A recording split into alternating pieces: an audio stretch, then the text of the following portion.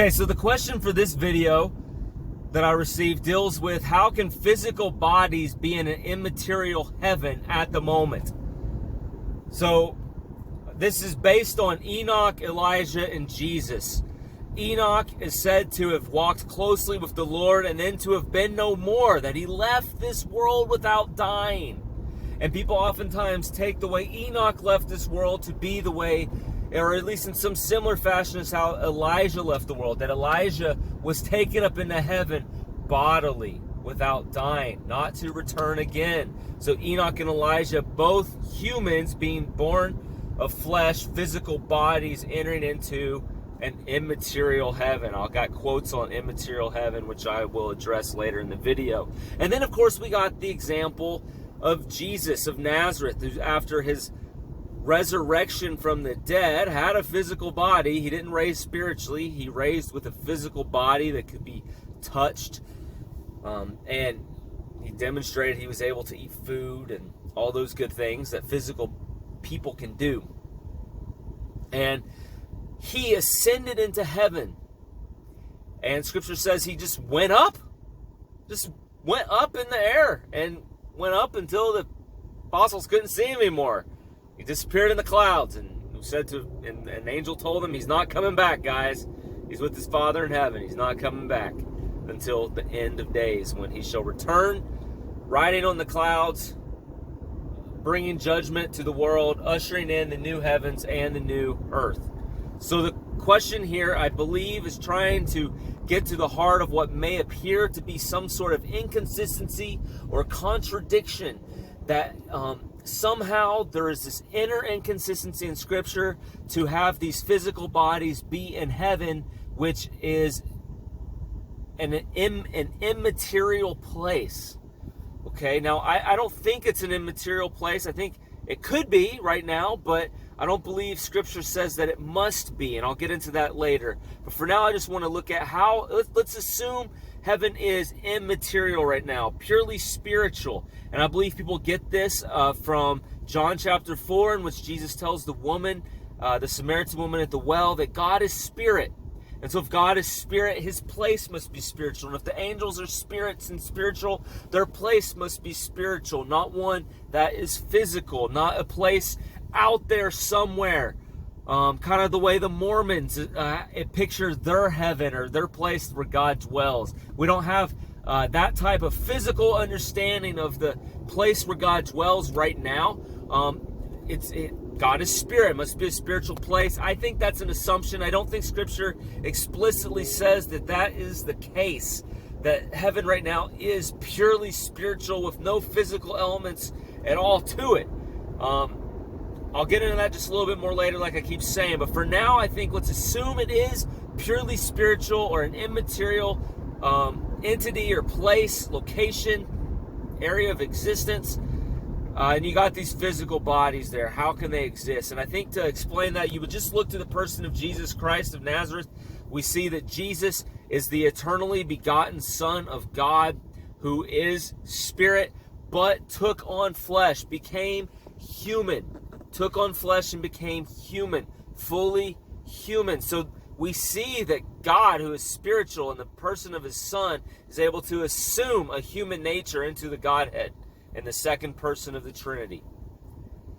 Now, if God is God and can do anything, right? So obviously God can add a human nature to himself without diminishing or taking away in any way or form the divinity of his Son. Now, why then? I think this is just the model to show that, of course, a spiritual heaven where God resides can accommodate and accept physical bodies, physical beings.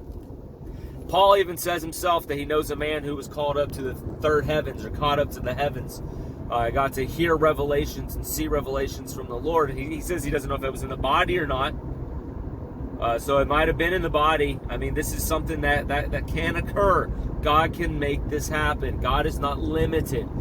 He can make room in a spiritual realm for a physical body. It's just what he does. He can pull this off no problem. This is what he does. Now, I think it may be a misstep to assume that it must be a spiritual place now. The depictions that we see of heaven typically are of the future heaven, which is referred to as a new heaven and new earth in Isaiah 65 and 2 Peter chapter 3, as well as Revelation 21. And these depictions show heaven, in which we will live forever, being a physical place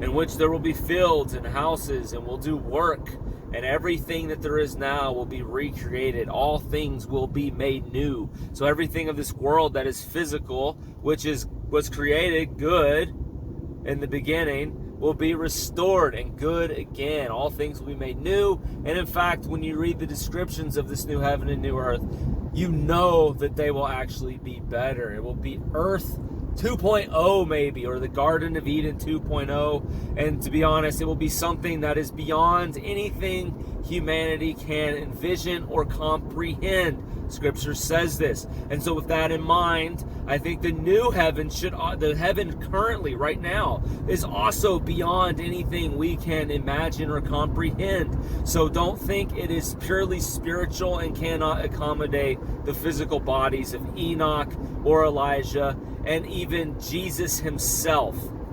Okay, do not think there must be some contradiction in Scripture when you may think there is a spiritual heaven now, having physical bodies in it.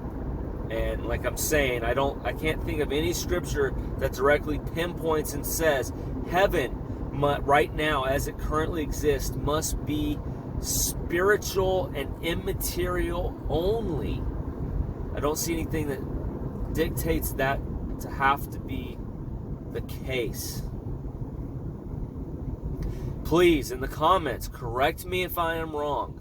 I know we hear that God is spirit, but I can't think of anywhere it says where he is now must only be spiritual.